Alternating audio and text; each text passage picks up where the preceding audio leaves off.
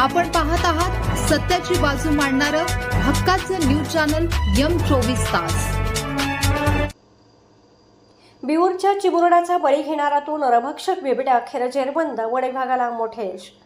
शिराळा तालुक्यातील बिहुर येथे 5 वर्षाच्या राजवीर हनुमंत पाटील या बालकाचा दुर्दैवी बळी घेणाऱ्या बिबट्याला पकडण्यात वन विभागाला यश आले आहे।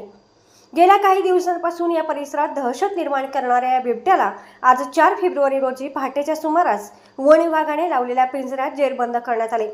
यामुळे परिसरातील ग्रामस्थांनी सुटकेचा निश्वास टाकला आहे।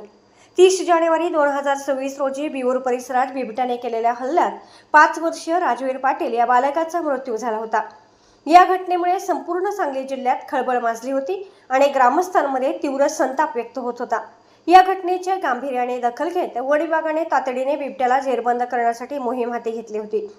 बिबट्याचा माग काढण्यासाठी वन विभागाने मोठी यंत्रणा राबवली होती। यामध्ये रात्रंदिवस अत्याधुनिक थर्मल ड्रोनच्या सहाय्याने बिबट्याच्या हालचालींवर लक्ष ठेवण्यात आले।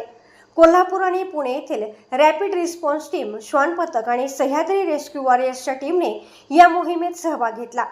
बिबट्याला पकडण्यासाठी घटनास्थळी लोखंडी पिंजरा लावण्यात आला होता। आज 4 फेब्रुवारी हा बिबट्या पिंजऱ्यात अडकल्यानंतर त्याला तातडीने सांगली येथील उपवन संरक्षक कार्यालयात आणण्यात आले। तेथे पशुवैद्यकीय अधिकाऱ्यांमार्फत त्याची सविस्तर आरोग्य तपासणी करण्यात आली। बिबट्याची प्रकृती सुस्थितीत असल्याने त्याला पुढील निरीक्षणासाठी पुणे येथील बिबट निवारण केंद्र येथे पाठवण्यात येणार आहे।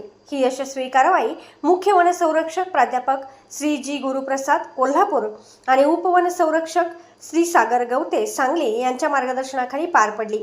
या मोहिमेत शिराळ्याच्या तहसीलदार शोक श्यामला खोत, सहाय्यक वन संरक्षक श्री नवनाथ कांबळे, वनक्षेत्रपाल श्री रमेश कांबळे यांच्यासह पोलीस निरीक्षक, वन संरक्षक आणि प्राणीमित्रांनी मोलाची भूमिका बजावली।